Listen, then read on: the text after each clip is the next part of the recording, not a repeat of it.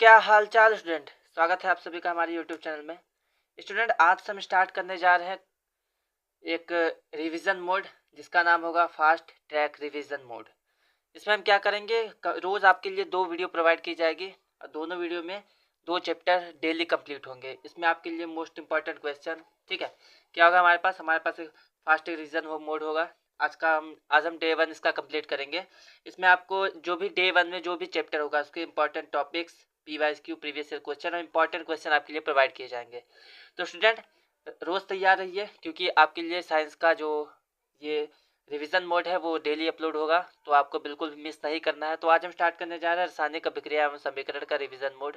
तो चलिए स्टार्ट करते हैं। तो आज डे 1 है, तो डे 1 से आपको क्या करना है, बस 7 दिन आपको देखना है, उसके बाद आपका कंप्लीट साइंस हो जाएगा। तो चलिए स्टार्ट करते हैं। तो स्टूडेंट, यहाँ पे रासायनिक अभिक्रिया एवं समीकरण चैप्टर है जिसका नाम है केमिकल रिएक्शन एंड इक्वेशन। ये कक्षा 10 का हमारे पास है पहला चैप्टर। तो इसमें क्या होता है, रासायनिक अभिक्रिया सबसे पहले क्या होती है, तो याद रखना है कि ऐसा परिवर्तन, ठीक है, कोई भी किसी भी पदार्थ में ऐसा परिवर्तन जिसमें हमारे पास नए गुण वाले पदार्थ मिलते हैं, तो उसको हम क्या कहेंगे, उसको हम कहेंगे रासायनिक अभिक्रिया या फिर केमिकल रिएक्शन, ठीक है। इसमें क्या होता है, इसमें 2 चीज़ें होती हैं। जिन पदार्थों को मिलाया जाता है उसको हम क्या कहते हैं, अभिकारक या अभिकर्मक, इंग्लिश में रिएक्टेंट कहते हैं। और जो चीज़ें हमें मिलती है मिलाने के बाद नया पदार्थ जो मिलता है उसको हम कहते हैं उत्पाद, ठीक है। और हम कैसे पहचानेंगे कि कोई भी अभिक्रिया हुई है, ठीक है, तो उसके लिए कुछ लक्षण होते हैं। जैसे कि हमारे पास सबसे पहले देख लेते हैं इसका जो भी हमारे पास रासायनिक अभिक्रिया होता है, जो उत्पाद बनते हैं वो किस प्रकार से होते हैं। याद रखना है कि रासायनिक अभिक्रिया में जो भी उत्पाद होता है वो नए प्रकार, ठीक है, जो पहले चीज़ें जो होती हैं मिलाने के बाद जो नया पदार्थ बनेगा उसके गुण अलग होते हैं, ठीक है, तो उसकी क्वालिटी अलग होती है। जैसे हमारे पास भोजन का पचना रासायनिक अभिक्रिया का उदाहरण होता है। श्वसन, एग्जाम में आता है कि श्वसन एक ऊष्माक्षेपी अभिक्रिया है, ठीक है। कौन सी अभिक्रिया है, ऊष्माक्षेपी, ठीक। तो क्यों है ये आपको बताना होता है एग्जाम में, तो आपको इसको पढ़ना होगा। उसके बाद लोहे पे जंग लगना, दही का बनना, फलों का पकना, ये सब हमारे पास रासायनिक अभिक्रिया के उदाहरण होते हैं। अब चलिए देख लेते हैं कि कैसे पहचानेंगे कि कोई रासायनिक अभिक्रिया हुई है। तो इसका लक्षण भी होता है। तो पहला लक्षण हमारे पास क्या है कि उसके अवस्था में परिवर्तन हो सकता है, ठोस से द्रव, द्रव से गैस, इस प्रकार से। या फिर कलर बदल सकता है, जैसे फल पकने के पहले हरा होता है, पकने के बाद पीला हो जाता है। या फिर तापमान में परिवर्तन, टेम्परेचर बदल सकता है, जैसे कि हम चूने को पानी में डालते हैं तो उबलने लगता है पानी, तो यहाँ पे टेम्परेचर में चेंजेस हो रहा है, परिवर्तन हो रहा है। उसके बाद गैस का उत्सर्जन, तो गैस भी होती है, जैसे हम भोजन पकाते हैं तो हमारे पास गैस भी वाष्प के रूप में निकलता है, तो वहाँ पे भी हमारे पास रासायनिक अभिक्रिया होती है। अब स्टूडेंट याद रखना है इसको प्रदर्शित कैसे करते हैं। तो आपको याद रखना है कि जो चीज़ें मिलाई जाती है, जैसे यहाँ पे हम कार्बन ऑक्सीजन को मिला रहे हैं तो हमें कार्बन डाइऑक्साइड बन रहा है, तो जो कार्बन डाइऑक्साइड बन रहा है इसको उत्पाद कहेंगे, जो चीज़ें मिलाई जाती है उसको अभिकारक कहते हैं। अब इसी को हम कहते हैं रासायनिक समीकरण, ठीक है। जब इसका फॉर्मूला लिखेंगे, कार्बन का C, ऑक्सीजन का O2 और CO2 का कार्बन डाइऑक्साइड CO2 लिख देंगे, तो ये जो हमारे पास मिलता है इसी को हम कहते हैं रासायनिक अभिक्रिया या फिर केमिकल इक्वेशन, ठीक है। तो चलिए आगे बढ़ते हैं। अब देख लेते हैं कि रासायनिक अभिक्रिया के प्रकार कौन से होते हैं। तो रासायनिक अभिक्रियाओं के प्रकार में पहला प्रकार जो होता है हमारे पास होता है संयोजन अभिक्रिया। इसमें क्या होता है कि 2 या 2 से अधिक चीज़ें मिलाते हैं, हमारे पास एक उत्पाद मिलता है, ठीक है। मतलब कि A और B 2 चीज़ें हमने मिलाया तो एक ही उत्पाद बनेगा जिसको हम C कहेंगे, ठीक है। जैसे कि इसमें उदाहरण कौन से है। पहला हमारे पास है कोयले का दहन। कोयले में कार्बन होता है, दहन कोई भी चीज़ जलाएंगे तो ऑक्सीजन की उपस्थिति में जलाते हैं तो C+O2 मिलकर CO2 बन जाता है। कार्बन ठोस होता है इसलिए ब्रैकेट में सॉलिड लिखेंगे, ऑक्सीजन गैस होता है इसलिए ब्रैकेट में G लिखेंगे, और कार्बन डाइऑक्साइड भी गैस होता है इसलिए ब्रैकेट में G लिखेंगे, ठीक है। दूसरा हमारे पास उदाहरण है जल का निर्माण, H2+O2। तो H2+O2 मिल जाता है तो H2O बनता है। H2O हमारा लिक्विड होता है, ऑक्सीजन गैस होता है, हाइड्रोजन भी गैस होता है। यहाँ पे जो 2 लगा है, ठीक है, ये हमने संतुलित किया है समीकरण को, तो अभी हम आपको बताएंगे किस प्रकार से संतुलित किया जाता है। तो तीसरा हमारे पास है कि हमारे पास कैल्शियम ऑक्साइड, जो हमारे पास बिना बुझा हुआ चूना होता है, पत्थर वाला चूना, उसको जब हम पानी में मिलाते हैं तो हमारे पास बुझा हुआ चूना मिलता है जिसको हम कहते हैं कैल्शियम हाइड्रोक्साइड, CaOH का होल ट्वाइस। याद रखना है कि S फॉर सॉलिड होता है, ये ठोस होता है क्योंकि ये पत्थर के रूप में होता है। H2O लिक्विड होता है, द्रव होता है। हमारे पास जो ये कैल्शियम हाइड्रोक्साइड है, ये बुझा हुआ चूना है, इसको हम AQ लिखते हैं, इसको कहते हैं हिंदी में जलीय विलयन। क्या कहते हैं, जलीय विलयन, ठीक है स्टूडेंट। तो ये हमारे पास जलीय विलयन होता है। आगे बढ़ते हैं। आगे दूसरा हमारे पास है वियोजन अभिक्रिया। वियोजन अभिक्रिया क्या होता है कि ये संयोजन का विपरीत होता है, मतलब उल्टा होता है। जैसे कि हमने संयोजन में पढ़ा है 2 या 2 से अधिक चीजें मिलकर एक उत्पाद बनाते हैं। इसमें क्या होता है कि एक ही अभिकारक टूटकर एक से ज्यादा उत्पाद बनाता है, मतलब कि A कोई अभिकारक है, इसको हमने B और C में ये डिवाइड हो गया, टूट गया है, तो इसको हम कहेंगे वियोजन अभिक्रिया। अब वियोजन भी 3 तरीके से होता है। पहला हमारे पास उसमें वियोजन जिसमें हम उष्मा द्वारा वियोजित करते हैं, ठीक है। जैसे कि हमारे पास आयरन सल्फेट है, उसको हमने गर्म किया तो फेरिक ऑक्साइड या फिर फेरिक ऑक्साइड बनता है, सल्फर डाइऑक्साइड होता है, सल्फर ट्राइऑक्साइड होता है, ठीक है। आपको याद रखना है कि जो फेरस सब सल्फेट होता है ये हरे कलर का होता है, जो फेरिक ऑक्साइड होता है वो हमारे पास भूरा लाल रंग का होता है। आगे बढ़ते हैं। जब हमारे पास कैल्शियम कार्बोनेट मतलब चूना पत्थर होता है, इसको जब हम गर्म करते हैं तो हमारे पास बिना बुझा हुआ चूना कार्बन डाइऑक्साइड मिलता है, तो ये भी हमारे पास उष्मीय वियोजन का उदाहरण है। आगे बढ़ते हैं। आगे दूसरा हमारे पास होता है विद्युत वियोजन। जब हम विद्युत धारा द्वारा कोई चीज अभिक्रिया होती है, वियोजित होती है, तो उसको कहेंगे विद्युत वियोजन।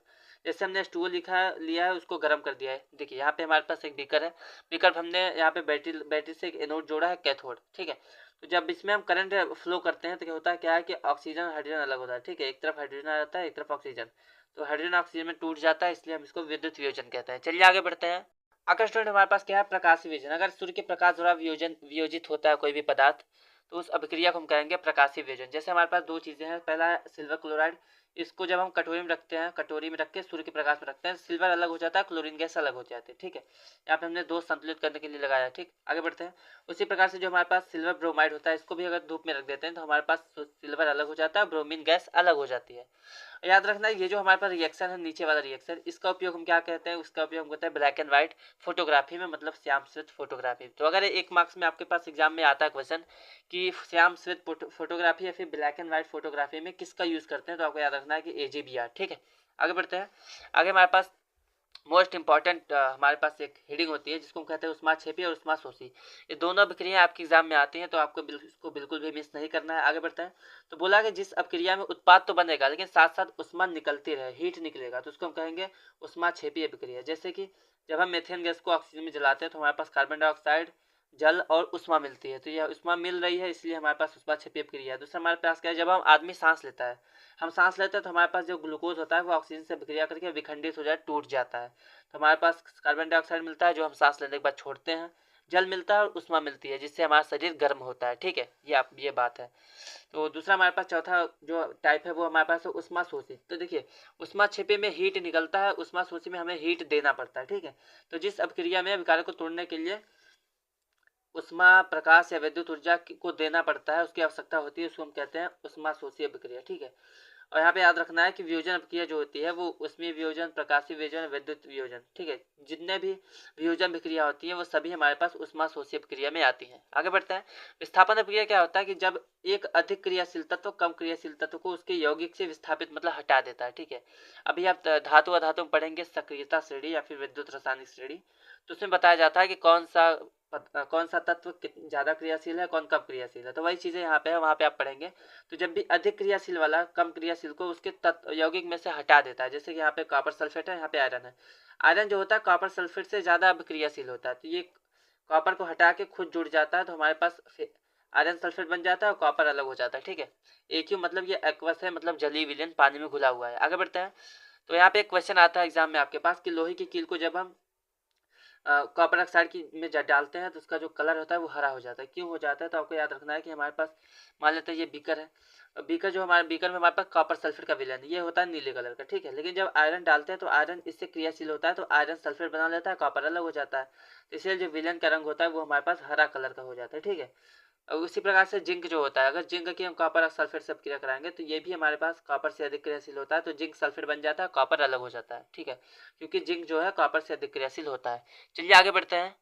तो स्टूडेंट आगे हमारे पास है द्विविस्थापन अभिक्रिया या फिर डबल डिस्प्लेसमेंट रिएक्शन। इसमें क्या होता है कि अभी हमने पढ़ा है कि विस्थापन अभिक्रिया में अधिक क्रियाशील तत्व कम क्रियाशील तत्व को उसके यौगिक से विस्थापित कर देता है, ठीक है। द्विविस्थापन में क्या होता है कि दो हमारे पास पदार्थ होते हैं, दोनों में जो आयन होते हैं, मतलब कि मान लेते हैं हमारे पास सोडियम सल्फेट है, तो इसमें जो सोडियम होगा धन आयन होगा, सल्फेट ऋण आयन होगा।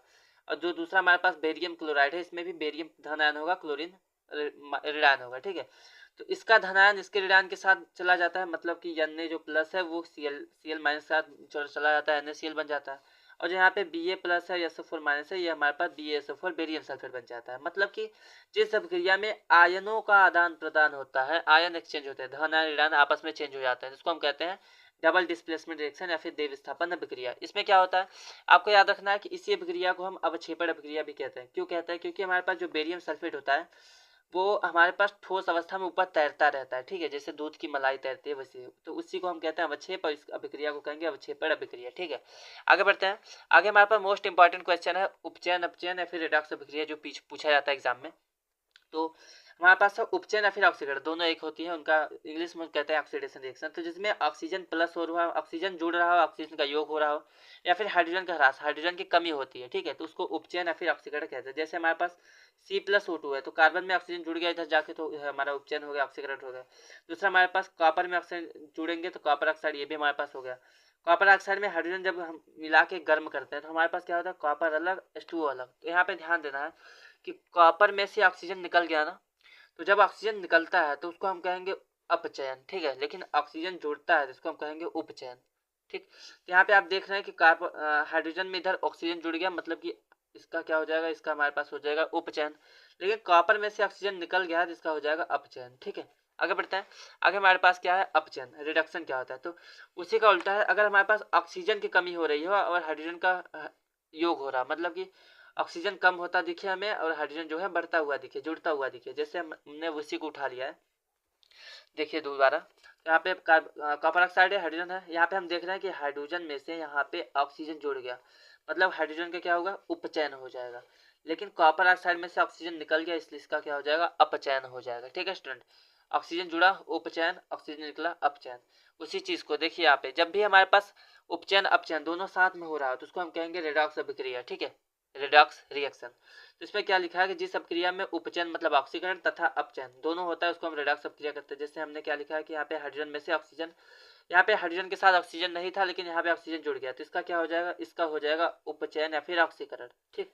और कॉपर ऑक्साइड के साथ ऑक्सीजन था लेकिन यहाँ निकल गया, इसका मतलब इसका हो जाएगा अपचयन, ठीक है। अभी एक चीज और याद रखना है कि जिसका उपचयन होता है उसको हम अपचायक कहते हैं और जिसका अपचयन होता है उसको हम उपचायक कहते हैं, ठीक है।